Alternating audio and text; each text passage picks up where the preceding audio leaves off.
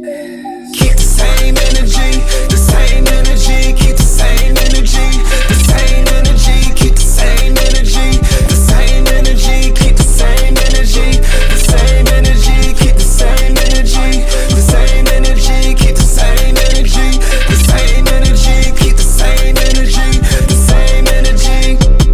Keep all that bullshit away from me. I don't fall away. What's going on, y'all? This is Jerome Smith, also known as JS, aka The Best, and welcome back to my favorite day of the week, Sync Music Mondays. And you already know I gotta introduce my man, the man of the hour, the co-host, all that. My man, K Sparks, also known as Kyle Hunter. What's good, man? What's up, Jay? What's up, man? Yo, we moving, man. Sync Music Mondays, man. This is amazing, man. The subscriptions is crazy. People are just tapped in, man. So, yo, we appreciate y'all, man. This is fire, Jay. You know what I mean? Let the people know, what is the word of the day? They need these gems. What's the word of the day today? Facts. So y'all know what it is on Sync Music Mondays. Every Monday, it's not just about music. We preaching financial literacy for your music to empower you, but mind, body, and soul too, right? Because you gotta get your spirit right and your mind right. So today's word of the day, and y'all can see this up on the screen. You can't starve someone that God is feeding. All right. I'm going to repeat it again. You can't starve someone that God is feeding. So a lot of times, you got people who are the haters.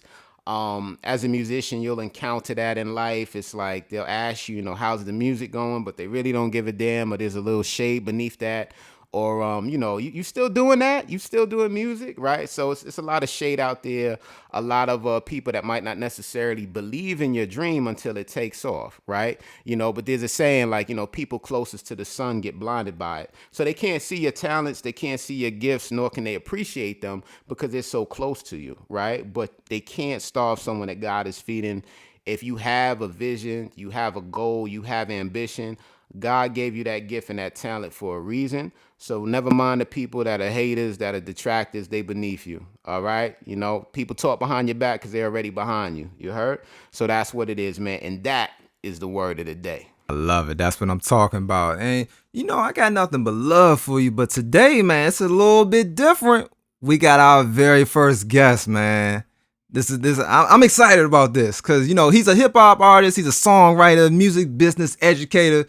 And you already know some of the people that he's worked with in the companies and all that. Netflix, ABC, Hulu, VH1, ABC, UFC. I can keep going on and on, but we not going to go all the way in because we don't have that type of time, and he don't have that type of time. Ladies and gentlemen, the king, the young legend, J Nolan. What's good, man? Hey, man, that's a hell of an intro right there. For real. Yeah, man. Now, we appreciate you taking out the time, man, because you could have been doing anything in the world, and you taking out the time to be with us. So now we appreciate you. Absolutely. Much respect. For sure, for sure. And I just want to know, how did you get started, and, where are you from originally? Okay, so I grew up in Atlanta. I was born in Connecticut, moved around quite a bit. So early childhood was spent primarily in California up to about 8 years old, and then moved to Atlanta, and this is where I've been ever since. Nice. I love it. So how did you actually get into music? So music, I basically inherited it from my older brother. So he's like 5 years older than me. He was already rapping at about 12, 13 years old. So I kind of was just like following his footsteps and trying to be like big bro for real. Yeah. And from there, I guess it just kind of turned into like an obsession type of thing, like because I wanted to be able to impress my brother. So it was like I just started studying the art form and the craft and just wanting to elevate. And, once I got outside and started getting around my peers, I wanted to impress them just as much, So I think that's what really helped me get along further.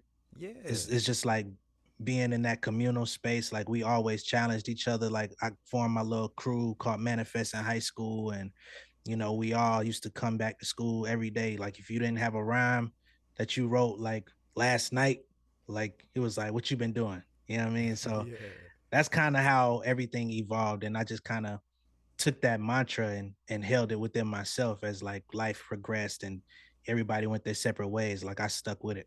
Now, you said something that just kind of got my attention. You said that you studied. Now I want to know. I'm curious. Like, what and who did you study during that time period? Like, who were some of the artists or just business practices? What were some of the things that you were studying? I mean, really, just looking at the time period. So I'm 33. Mm-hmm. So this is like early to mid 2000s. So I'm listening to Nas, Jay, Yeah. Fab, Eminem, Mm. D Block, Papoose was like that guy. You know what I'm saying? So Mhm. looking at the types of artists I was listening to, like especially when you go into like the Papooses, like he was doing like literal challenges on the mic, you know, alphabetical slaughter, stuff like that. Or you get like a Saigon who's doing like the letter P. He's using a whole song going through the letter P and things of that nature. So I started really like, let me see if I could do the letter S. You know what I'm saying? Or my own interpretation of that. So it was like MCing was at an all-time high where if you could not rap, then you don't need to be in the rapper circle. You can hype us up, but Mm-hmm. don't step in here. You know, like it's not something to play with. Mhm. So that's really the era that I came up into. I know it's a lot different today. And you know, I've adapted to what's going on now as well. You know, there's a technique and you know a lot of different things to study within the realm of what's going on now as well, but back then it was more so about just literal talent, what you saying and can you really rap. Love Facts. it. Facts. Love You know what?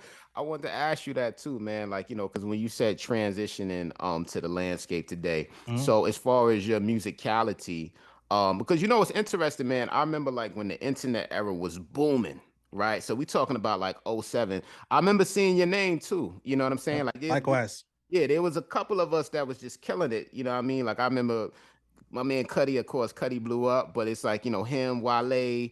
I saw your name. I saw other people's names too. So it was like, a core group with like making music, killing the internet. So for you transitioning to this modern era, like, can Yeah. you talk about that? Like, what does that shift look like for you? Oh man, it took a while for me to really adapt because like you know I vividly remember the era that you talking about, and then there was also like an era after that where like the blog game went crazy, like 2010 to 2012 ish. You know what I'm saying? Mhm. And so that I think for a moment I kind of got stuck in that time loop of like, dang, this blog thing is like over. Mhm. Like, man, what's next? Because Yeah. it was a time where you could just have thousands of people downloading a project and you know they were locked in with you. This is like without having to maintain an Instagram on a daily basis. Like Mhm. all you really had to do was get on Twitter, MySpace, or whatever, and then you hitting up your favorite blog, the Two Dope Boys, Kevin Nottingham's, all these different places, DJ Booth. Yeah. DJ Booth, yeah, for sure. You know what I'm saying? So those places like really kept artists in heavy rotation, and there was a heavy focus on the true independence of it. Mm.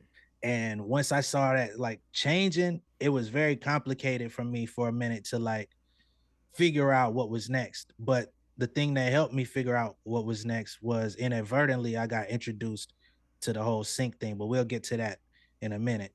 Um, but overall, I think what really helped was the fact that by 2017, it was like, yo, if you still trying to do this, you gonna have to get with the kids, man. You gonna have to not necessarily like dumb down or anything, but you gonna have to figure out, okay, how do I take the flows, the beats, the bounce, and still be unique to myself within that space and not like just completely conform. But it's like, I did put a lot of time in to study and learn the craft. So it's like, all right, it's time to apply that. You know what I mean? Like you did perfect a certain element of it at a certain time period, but all right, now it's the next thing. So how do you move forward? Mhm. Facts. That's a big thing. They call it being able to pivot. So it's like, sometimes you get so used to doing one thing for so long, but it's like, yeah, you got to be able to pivot. You got to see the writing on the wall. So, I mean, yeah, man, that's pretty dope that you were able to transition like that, man. So I guess kind of like going from that point to Mhm. sync, like how did you get introduced to the world of sync music? All right. So my first introduction to sync was, man, I think the concept of sync was brought to me in 2011. I didn't know nothing about it at all. And I forgot what it was, some type of competition I was doing basically. And this dude hit me up and he wanted to use one of my songs for this film, this independent film that was coming out called You're Nobody Till Somebody Kills You. Oh yeah, I know what you're talking about. Yeah, Yeah, yeah. So like yeah. Spike Lee like executive produced it and then his protege like had directed the film or whatever. They had like Rick Ross and a bunch of people on the soundtrack. So this dude was trying to get me on the soundtrack for that movie and in the actual film. So the issue that I had was I wasn't able to get on that film because the producer didn't want to share his social security information for the W-9 or something like that. Wow, Yeah, wow. he didn't understand what was going on. What So I he had warrants or something like that? oh no, fam. A lot of people are like that though. That's why I'm very cautious of who I collaborate with because we can, be locked in musically, but when it comes down to the paperwork, like you as a collaborator, you have to sign off on this, and if you can't sign off, then it's like we missing out on a lot of opportunities and money. Man, I don't know if he was like illegal at the time or what, like, Damn, but man. he wasn't trying to do it. So I missed out on that opportunity. And all I really knew, like I said, I didn't know nothing about sync, but I knew, dang, this is a film I could have had my music in. And I just lost that opportunity basically for nothing. So the next uh time around, I did this competition on Sonic Bids, and basically they had Quicksilver, the surf brand or whatever. They were doing this thing where they were trying to find music to play during like this surf competition. So they ended up selecting one of my songs and it was supposed to air during the broadcast. I never actually found out whether or not it got played on that, but it definitely kind of made me more interested in like, all right, how does this stuff work? This is the second time I've been confronted with it. Mhm. Then probably 6 to 8 months later, this dude named Joseph Parker reached out to me in my inbox on Twitter. And he's like, hey, bro, I see everything you're doing. You dope artist. I got this producer over here. We locked in. I think you should work with him on some stuff. And we're getting music placed in TV and film. So he was like, I'm gonna have him shoot you an email with like a pack of beats and we'll go from there. So at that time, I didn't know how to write for sync or nothing, you know what I mean? So I'm over there just writing like regular raps. And he's kind of like, yeah, this is dope, but we're gonna have to like make some changes to what you're doing here. Like you dropping all types of names and you know, the metaphors are dope, but we can't do nothing with that. I'm like, huh? I know what you talking about, bro. This is fire. I got bars, bro. These is bars right here. Yeah, but he like, nah, it's different, So he didn't really like give me no restrictions or anything, but he was just like, try to ease back with like those brands and like using public figures' names and stuff like that. Like you can still be creative, but that part might get us like knocked out of opportunity. So I started adapting and understanding what was going on. So my first real placement was with the UFC situation, Road to the Octagon, where they played my music like during that uh basically like the backstory behind the match for the fighters or whatever. And that played on like pay-per-view, then eventually it got played on Fox Sports and all these different Fox affiliated channels. So that was like my real introduction to sync because I got to see the different layers of how everything rolls out and how those royalty payments like add up over time. So I was like, okay, yeah, I really need to get serious about this. Nah, I love it. Yeah, I did some work on there too, so I love it. That's what I'm talking about. Facts. Facts, man. Yeah, that's a game changer, man. That's a game. So I guess, I mean, I know you've been successful. What are some of the placements that you've had that have been like some really definitive moments for you where you like, yo, this is surreal. Like, that's what's up. Surreal was definitely the Kevin Hart Zero Fucks Given placement because number one, I didn't know it was coming. So, it was a process to even get the song that got used to get accepted by a library. You know what I mean? Because we did this song called Re-Up, and like two or three libraries declined it just because of the title. And they like, we think you're talking about drugs. And I'm like, did you listen to the song? Ain't no drugs in there. But it's slang, you know what I mean? And that don't always translate. So this company called Ninja Tune ended up picking the song up. Cool. Sat on it maybe like 3-4 months. I did this outdoor concert. This is in the middle of the pandemic in 2020. Did this outdoor concert, driving, and then me and my girl go back to the house. She's like, "You want to check out this Kevin Hart joint?" I'm like, yeah, we could throw it on. It's cool. So throw that joint on. We getting relaxed, chilling, and right at the intro where he's making his way to the stage, I'm like, that voice sound familiar. I'm not even catching on that it's me. You know what I mean? I'm like, I heard this dude before. They're like, yo, he nice. We get like 20 seconds in. I'm like, oh, that's me. My girl, like, what you talking about? That's you. That's Kevin Hart. I'm like, no, the song, that's me. So yeah. that was like surreal just to be like affiliated with Kevin Hart in any form or fashion, was like totally unexpected. Mm-hmm. Then on top of that, there's the validity that it brings from like a public perception standpoint to where like other placements that I may have had on like Love and Hip Hop or, raunchy TV gets a different response than the biggest comedian in the world. You know what I Mm-hmm. mean? So that was like a whole nother door that opened just from having that, from people taking it serious, like, oh wow, you're really an artist. You know what I mean? Right. Like, okay, I've Right. been that, but I ain't Right. bet. Right. So that was like a big deal. I would say another surreal moment was recently, actually.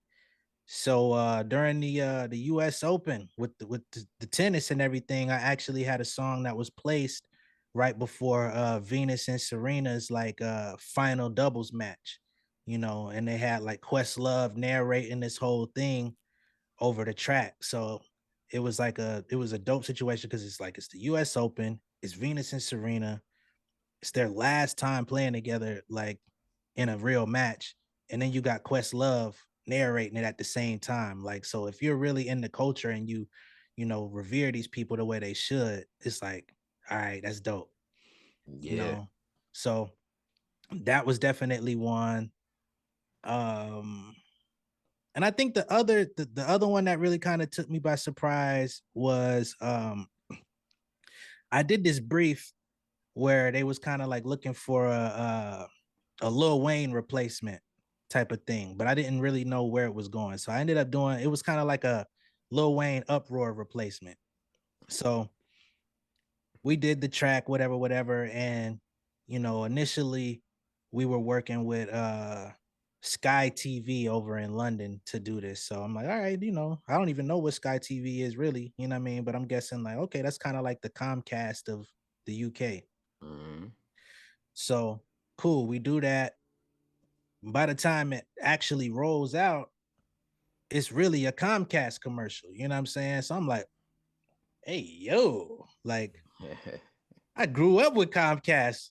You know what I'm Fact. saying? Like Comcast done charged me all type of fees over the years. Like I actually get some money off of them now.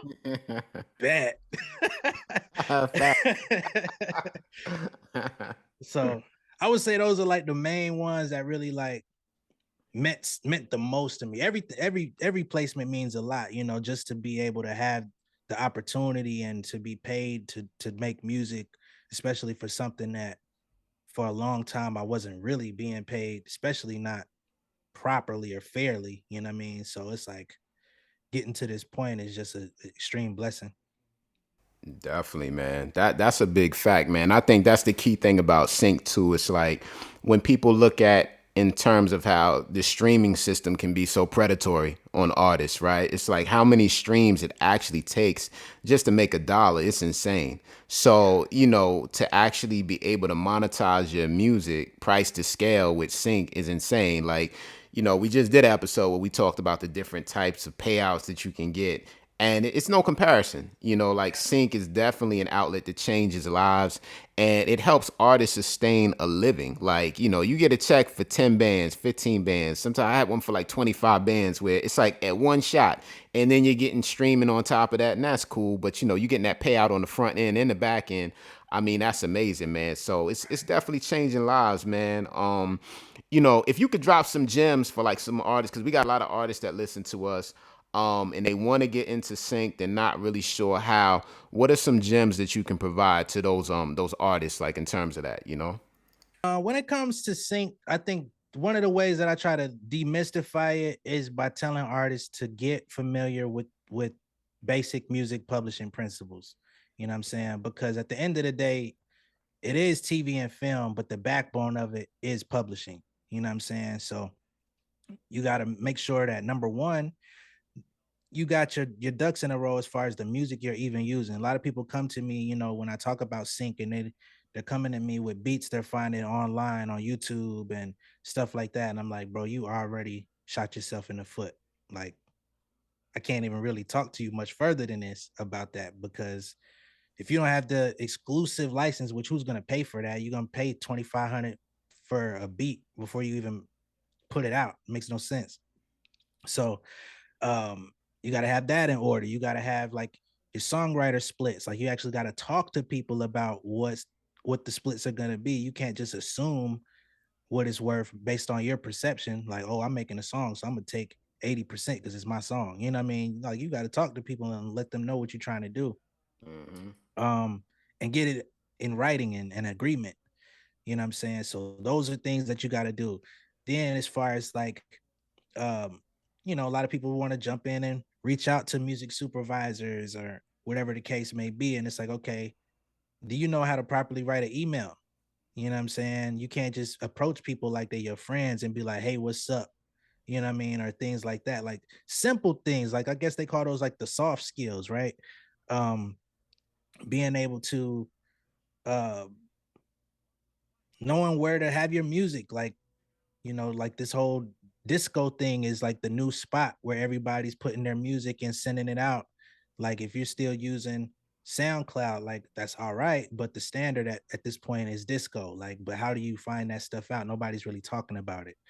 um then there's also the element of like, you do have to know what your masters are. Like, you know what I mean? You got to have ownership or at least administrative rights. Like, all of these like simple things that seem like, oh man, what y'all talking about? But a lot of artists need to really just sit down for like 72 hours. It don't take a lot, you know what I mean? And brief yourself over like the real basics and be like, okay, I have this, check. I have that, check. I have this. Okay, cool. Now I can move forward. And you also, I mean, just a simple thing is get used to not hearing back from people. You know what I mean? Some people take that stuff personally. You know what I mean? I'll tell somebody, hey, you can reach out to this person over here. And then 3 days later, they hit me back like, man, they ain't even said nothing. Are they really like accepting music? I'm like, yeah, they are. That's why they ain't saying nothing. Like, they actually got to get to it. So, you know, I think the biggest issue with artists is patience. Everybody wants it right now. Everybody's like instant results, instant gratification. Why is it not working? And it's like, you gotta literally go through the process. You're gonna get yeses, you're gonna get nos, you're gonna get no answer, and maybe they hit you back 8 months from then, and you can't take that personal and be like, oh, you ain't want to work with me 8 months ago. Like, they weren't thinking about that. They just opened it. So I think patience and really just putting yourself in other people's shoes. Like, all right, I'm me, but what is this person going through? Like, okay, I know you got a lot on your plate. Okay, now I can't take that personal because I know when I have a lot on my plate, I may not get back to everybody in a timely fashion. All right, I can humanize that. But just small things like that will help people tremendously. And it sounds like, oh, you didn't really give me no step-by-step roadmap on how to get a sync. There is no step-by-step roadmap because your process may differ from mine. You know what I'm saying? And as I look at different people, some people get a bunch of trailers. I haven't had a bunch of trailer placements. Like, that's a different thing that I may not know all about because I haven't done it. You know what I'm saying? Whereas some people may just be racking up like on the reality shows or the sports shows and stuff like that. So everybody's got a different realm that they're good at or that they excel in. So there's no one way to do it. You know what I mean? I agree with you, man. And you know what? You made a lot of valid points, but especially with artists taking things personal. Like, I've had that happen a lot of times where like artists are like, "Damn, I sent you an email, you didn't get back to me." But the crazy thing is like, I get so many emails, like, and a lot of times artists have a bad habit of putting attachments on the email. So it's like you sending me an email with like 10 tracks that are all WAV files, and then like every day my email is maxed out because I can't, and people think like, you're being dismissive, but it's not that. You just can't get to everything. So yeah, not taking things personal. And the production thing was key too that you mentioned, because I know a lot of artists or producers, like, they'll use these beats from Splice. And now that's a big thing that's happening right now, where a lot of artists that use these Splice samples, they're getting these content ID strikes. Why? Because you got hundreds of artists using the same flips, and they ain't flipping them. They just blatantly use them the same way. So when you got hundreds of artists that are putting songs in content ID, but they're using the same Splice sample, now you're racking up these content ID strikes. You can't monetize it. And the potential clients that might want to monetize it from you, they like, I ain't dealing with you because, yeah, your stuff always get content ID strikes. So knowing how to work with producers who have the right production so you can actually monetize it, that's key. Facts. Yeah, definitely, man. Now, if you could go back and do it all over again, what advice would you give to your younger self? Oh man. I would just say, because I think all of the early stuff I did was pretty much right for the time period. But I would definitely tell my younger self to like detach from this fantasy a lot sooner. Um, I had this idea. Man, my idea of how it's supposed to go was crazy. You know what I mean? Like in high school, I thought I was gonna sign with the Rockefeller. You know what I'm saying? I'm listening to State Property, Beanie Siegel, Jay, Bleak, whoever, Tierra Marie. It didn't matter. Long as they was with the Rock, I was listening. You know what I'm saying? So Christian, yeah, up the and whole slope. everybody, bro. Like, and then you had man, it was ridiculous. So but I had this idea that a limo was just gonna pick me up from school. Dame was gonna have bottles, and we were gonna like ride off into the sunset, do songs with Jay and everything. You know what I mean? And I held on to that for a minute until I was, about 21 or so. So then after that, it was kind of like, all right, trying to get the radio thing going or trying to like get past this hurdle of, I had a weird stage fright. Like I was cool with freestyling and battling folks, but actually performing songs took me a while to like get to. Um, but I think if I would have adapted just more of a business approach at an earlier age, I think I kind of would have done a lot more, a lot faster. When I was looking at everything, like, dang, why is it not happening? There were actionable steps that I could have taken to better that situation, but I just wasn't aware. And to be honest, I mean, just to think, I'm talking about 2007, 2010. We're in 2022, and so many artists are just now hearing about sync from people like us because we're talking about it. But if we weren't talking about it, there's so many that would still be in the dark because of it's a cultural thing as well that we gotta overcome. Like I remember watching the Jamie Foxx show when I was young and seeing him doing Jingles 2000. It was like that is the corniest thing I ever seen. You know what I'm saying? Because he up on the screen, roaches. You know what I mean? It's like I don't ever want to do that. That's not music. Like, but you got to understand, like, all right, you can make all the music that you want. You could be as creative. You could sample every song you want on your album, but just understand what you're going to be able to do with that and what you're not, right? And then if you actually want to have a career, like there's certain things you're going to have to do. If you want to partner up and have management or assistants that work for you, you're going to have people skills to where they want to work with you. Like it's just for anything that you want to do, there's a set of responsibilities that come with it. And we just got to adapt. You know what I mean? That's the main thing. Facts, fact. In the military, they say adapt and overcome. So that's like a phrase, like no matter what happens, you got to be able to pivot, adapt, and overcome that situation. And yeah, I think with artists, a lot of times, man, it's like it's a constant state of evolving because things constantly change. I remember back in the days being in Queens, I got my stereo and I'm recording stuff on my cassette tape. You know what I'm saying? Record my favorite show. And then that progressed to the, CDs. We had CDs. Then CDs went to MP3s. Now we got streaming. So everything changes. You gotta be able to pivot and constantly evolve. If you're not growing, you're dying. Facts. That's it, man. That's it. So yeah, man. I mean, so what you got going on now, Jay? Is there anything that the people should know about? Like any projects in particular that you want them tapped in with, or what you got going on? So right now, yeah, it's actually a good time because a couple days ago, the show called The Hype season 2 just aired on HBO Max, to where you could catch the first couple episodes.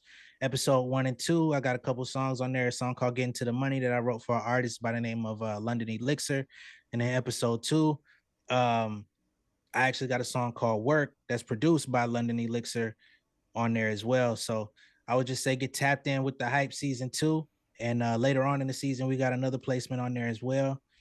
Um, that's pretty much the latest that's going on. And for anybody out there that's like, wants to tap in with me outside of this interview or whatever the case may be, I would just say go to realjnolan.com. You can check out my book, The Pen Game Portfolio Volume 2. And it's basically a reiteration of things that we've talked about right here on this podcast. But it's also like, a lot of people come to me with the idea of like sync, but this is music. It's music business. So the book really goes into the history of the music business, how it started, where it's at now, and how to adapt. Like for artists that may not be working on sync projects, how do you get your social media going? You know what I'm saying? It's little things, you know what I mean? Like how to get a business running off of your phone as an artist, you know what I mean? Utilizing all of these different um every social media is adapting to some way of paying people now. You know what I mean? Whether that's YouTube, Instagram, TikTok, etc., Twitch, you know what I mean? A lot of different platforms that if you're an artist, you might want to tap in with, because if some people have bigger personalities than they have talent, you know what I mean? But that doesn't mean that you can't do music. It just means leverage that personality to get people interested in your music. You know what I mean? So it's a lot of different things that's in the book that could help people just really get their situation rolling in a plethora of different ways. You know what I'm saying? Like all roadmaps don't have to lead to sync just because that's something I'm doing. Like I've really studied like the entire landscape of music. So that's one of the things that I'm trying to help people with is just, all right, how to find your footing. You know what I mean? Because I think that's like a big hurdle for independent artists, especially when you don't have somebody in your corner that's like giving you day-to-day guidance. Facts, all facts, man. One thing I wanted to ask you too, Jake, to close up, man. Everybody has a mantra, whether they know it or not. Like mine's is persistence wears down resistance, and then the others, collaboration is greater than competition. So what's a mantra that you would say has kind of been like your thing? Oh man,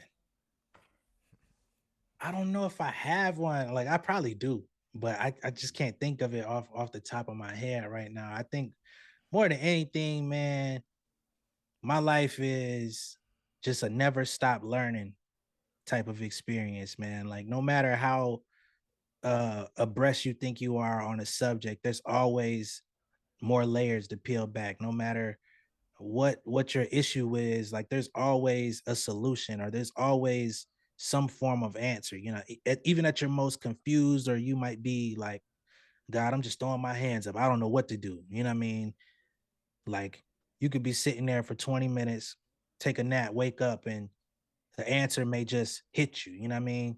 So you just can never be closed off to finding solutions for anything, or just keep going. Like if it's something that you're really passionate about, I know some people say um insanity is doing the same things over and over, but honestly, you got to have routines even if it's not working. You know what I mean? Like you don't become Michael Jordan or Kobe in a week. Like well, regardless of what skill set they started with when they first hit the court, like they went back every day, and people might have been like, "You not nice." You know what I mean? There was always somebody on the court that's going to be better than them at a certain point. But it's like, all right, you going and eating cheeseburgers right now. While you go take that break, I'm gonna get some more shots up. You know what I'm saying? Like it's different ways to accomplish things, but you gotta always be a student. Fire, man. Well, that's it, man. I mean, yo, shout out to you, Jay, for hopping on, man. And You know, it's a pleasure, man. We looking forward to great things from you, man. And you know, shout out to all the subscribers, man. Definitely tap in with J Nolan, man. Talented brother, man. Talented musician, man. So y'all know the vibes, man. Sync Music Mondays, man. Yes, we appreciate you taking out the time. Absolutely, man. It's a pleasure, man. Especially, yo, man, this guy K Sparks. Like he said, he seen me, I seen him. You know what I'm saying? So That's what's I up. hey, I'm telling you off camera, man. No doubt. No doubt, bro. No doubt, man. No doubt. Peace.